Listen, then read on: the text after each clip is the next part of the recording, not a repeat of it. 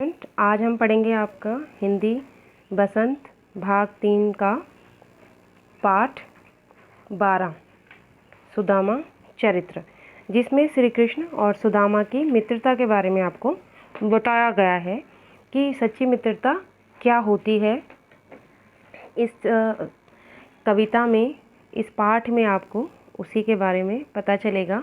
मित्रता की परिभाषा क्या होती है, वो मित्र क्या होते हैं। श्री कृष्ण और सुदामा जो दोनों हैं वो संदीपन ऋषि के आश्रम में पढ़ते एक साथ, और वहीं से वो जो है मित्र बन गए थे। तो यहाँ पर उन दोनों की मित्रता के संबंध में आपको बताया गया है। देखिए, शीस पगा न झगा तन में, प्रभु जाने को आही बसे के ही ग्रामा। धोती फटी सी लटी दुपटी, और साए उपनाह के को नहीं सामा। द्वार खड़ो द्विज दुर्बल एक, रहो चकिसो वसुधा अभिरामा। पूछत दीन दयाल को धाम, बतावत अपनो नाम सुदामा। यहाँ पर जो है सुदामा जी बहुत गरीब हैं और श्री कृष्ण द्वारिकाधीश हो गए हैं। तो श्री कृष्ण द्वारिकाधीश हैं और द्वारिका में ही रहते हैं, लेकिन सुदामा एक गरीब ब्राह्मण है और वो जो है इधर उधर से मांग मांग कर अपना पेट भरता रहता है। उसकी गरीबी से तंग आकर उसकी पत्नी जो है उसे श्री कृष्ण के पास जाने के लिए कहती है, और जब सुदामा जी द्वारका आ जाते हैं और वहाँ पर वो द्वारपाल से श्री कृष्ण के बारे में पूछते हैं और उसको बोलते हैं कि मैं उनका मित्र हूँ, आप जो है कृष्ण को बुलाइए, और द्वार पर ही खड़े रहते हैं। तब द्वारपाल जो होता है, पहरेदार जो होता है, वो श्री कृष्ण के पास जाता है और उनसे कहता है कि हे प्रभु, हे दीनदयाल, एक व्यक्ति आया है, शीस पगा न झगा तन में, उसके ना सर पर कोई पगड़ी है और ना ही शरीर में कोई ढंग के कपड़े हैं। जाने को आही बसे के ही ग्रामा, हे प्रभु, पता नहीं वो कौन से गांव से आया है। धोती फटी सी लटी दुपट्टी, यानी कि उसकी धोती जो है वो फटी हुई है और कहीं कहीं पर सिली हुई है, यानी कि एक धोती जो है जगह जगह से फटी हुई है और उसको सिला गया है। और उस साए उपनाह को नहीं सामा, वो तो कहीं का भी कुछ दिखाई नहीं देता है। लेकिन द्वार खड़ो द्विज दुर्बल एक, वहाँ द्वार पर जो है एक दुर्बल, एक कमज़ोर खड़ा है। रहो चकिसो वसुधा अभिरामा, और बार बार जो है आपका नाम पुकार रहा है। पूछत दीन दयाल को धाम, और बार बार आपको जो है आपके घर का पता पूछ रहा है। बतावत अपनो नाम सुदामा, और वो अपना नाम सुदामा बता रहा है। ऐसे बेहाल बिवाई सो, पंग कंटक जाल लगे पुनि जोए। हाय महा दुख पायो सखा, तुम आए इते न किते दिन खोए। देखी सुदामा की दीन दशा, करुणा करके करुणा निधि रोए। पानी परात को हाथ छुयो नहीं, नैनन के जल सो पग धोए। जब श्री कृष्ण को पता चलता है कि उनके द्वार पर जो है उनका सखा, उनका बचपन का मित्र सुदामा खड़ा हुआ है, तो वो दौड़ दौड़ के जो है उसके पास चले जाते हैं और उसको देखकर जो है, उसकी दुर्दशा को देखकर बहुत दुखी होते हैं। और ऐसे बेहाल बिवावन सो, पंग कंटक जाल लगे पुनि जाए। कृष्ण ने सुदामा के पैरों की ओर देखा और पैरों की ओर देखा तो उन्हें जो है उनके पैरों में छाले दिखाई दिए, कांटों से छिले हुए पैर दिखाई दिए, और जिसे देखकर उन्हें बहुत ही दुख हुआ। देखी सुदामा की दीन दशा, करुणा करके करुणा निधि रोए। उनके पैरों को देखकर, उनके फटे हुए पैरों को देखकर श्री कृष्ण जो बहुत दुख हुए और उसको कहते हैं कि हे मित्र, तुमने इतना दुख क्यों पाया? तुम इतने दिन तक यहाँ क्यों नहीं आए? क्यों इतने दिन तक जो है तुम कष्टों को भोगते रहे? कृष्ण की बुरी हालत देखकर, सुदामा की बुरी दशा देखकर, सुदामा की ऐसी हालत देखकर, उसके फटे हुए पैरों को देखकर कृष्ण जो है रोने लग गए और उनकी आंखों से जो है आंसू आने लग गए। उन्होंने पैरों को धोने के लिए, सुदामा के पैरों को धोने के लिए उन्होंने परात में पानी मंगाया होता है, लेकिन अपने आंसुओं से ही वो इतने दुखी हो जाते, इतने रोने लग जाते हैं कि वो अपने आंसुओं से ही उन्होंने श्री सुदामा के पैरों को धो दिया और जो परात में पानी मंगाया था उसे उन्होंने छुआ तक नहीं। यानी कि श्री कृष्ण इतने दुखी हो गए, रोने लग गए कि उन्होंने अपनी आँखों के आंसुओं से ही सुदामा के पैरों को धो दिया और जो परात में पानी मंगाया था उसको उन्होंने छुआ भी नहीं। कछु भाभी हमको दियो सो तुम काहे न देत, चाँप पोटरी कांख में रहे कहो के हेतु। कृष्ण से कहते हैं क्या भाभी ने मेरे लिए कुछ दिया है? कछु भाभी हमको दियो, क्या भाभी ने मेरे लिए कुछ दिया है? सो तुम काहे ना देत, तुम उसे मुझे क्यों नहीं दे रहे हो? चाँपी पोटरी काख में, तुम पोटरी जो भाभी ने दी है मुझे मेरे लिए, उसको तुम क्यों अपनी बगल में दबा रहे हो? कहू के हेतु, जो भाभी ने मेरे लिए कुछ दिया है तुम उसे मुझे देते क्यों नहीं? उसको तुम अपनी बगल में क्यों दबाए हुए हो?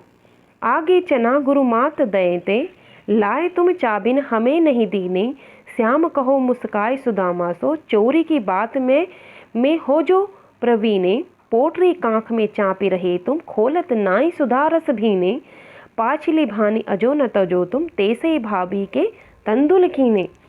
श्री कृष्ण जो है हंसते हुए उसे कहते हैं कि तुम्हें बचपन के दिन याद है जब गुरु माता ने भी एक बार हम दोनों के लिए चने दिए थे, जब हम संदीपन ऋषि के आश्रम में पढ़ते थे। उस समय सुदामा और श्री कृष्ण संदीपन मुनि के आश्रम में पढ़ते थे, वहीं पर उन्होंने जो है अपनी शिक्षा पूरी करी थी। और उस बचपन के दिन को ही याद करते हुए कृष्ण जी सुदामा को याद दिलाते हैं और हंसते हुए कहते हैं कि तुम्हें याद है जब हम छोटे थे तो गुरु माता ने भी हमें जो है चने चबाने के लिए दिए थे, तुमने लेकिन उस समय भी वो चने अकेले ही खा लिए थे, उन चनों को स्वयं खा गए थे और मुझे तुमने वो चने नहीं दिए थे। यानी कि मुझे मेरे हिस्से के जो चने थे वो भी तुमने उस समय नहीं दिए थे। आज भी तुम वैसा ही कर रहे हो। मैं तो तुम्हें बचपन से जानता हूँ कि तुम चोरी करने में कितने प्रवीण हो, तुम चोरी करना तो बहुत अच्छे से जानते हो। क्या तुम्हारी ये चोरी की आदत अभी तक नहीं गई? और इसीलिए तुम भाभी के दिए हुए चावलों को अपनी बगल में दबा रहे हो, मुझे क्यों नहीं दे रहे?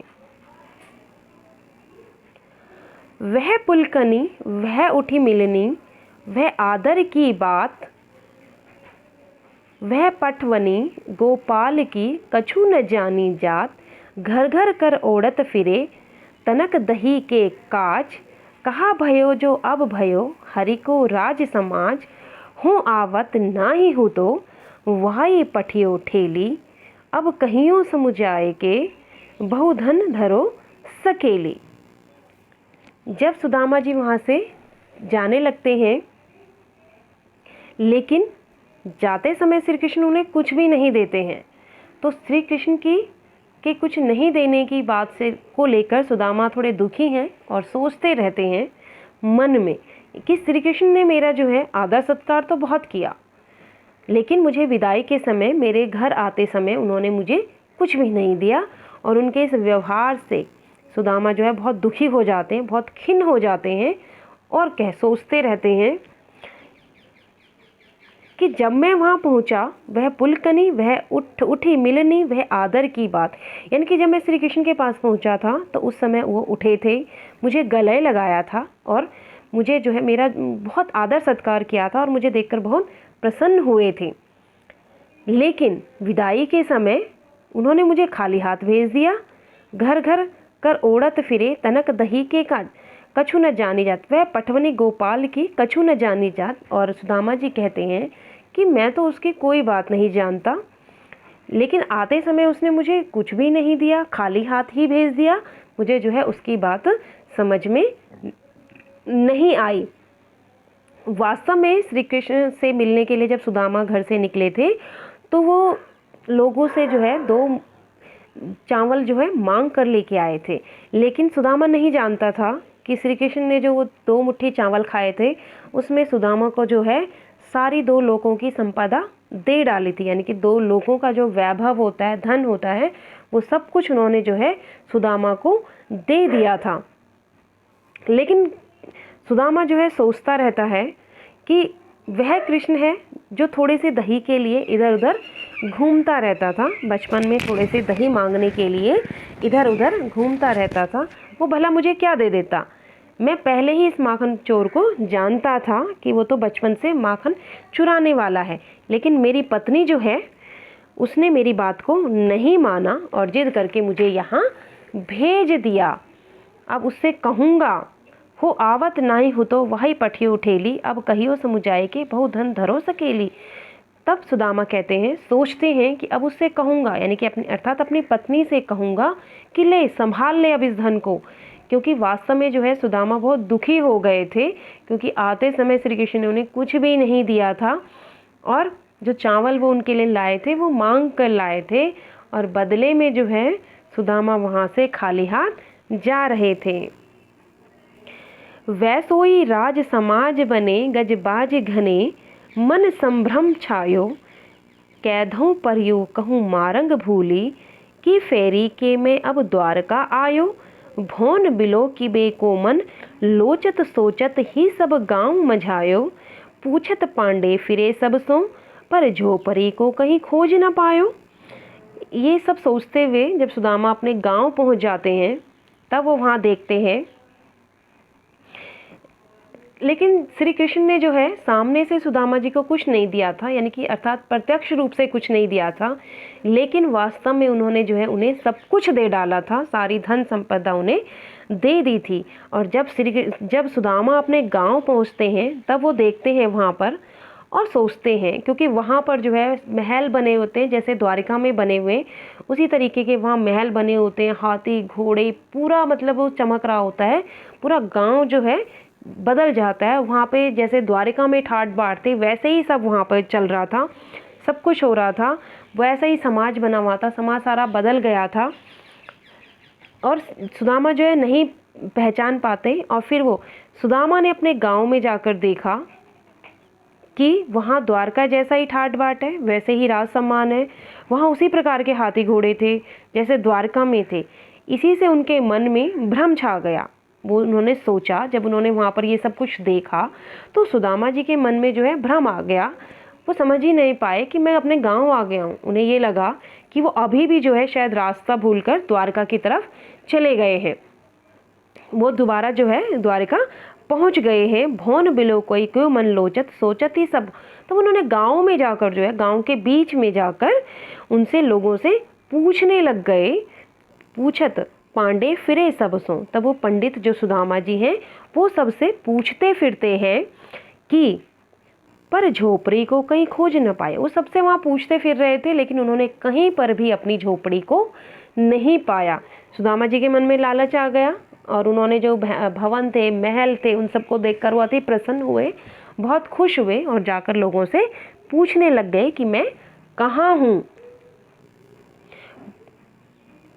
के वह टूटी सी छानी हती, कह कंचन के अब धाम सुहावत, के पग में पनही न हती, कहम ले गज राजहु ठाडे महावत, भूमि कठोर पे रात कटे, कहाँ कोमल सजे पे नींद न आवत, के जुरतो नहीं को दो सवा, प्रभु के प्रताप ते दाख न भावत।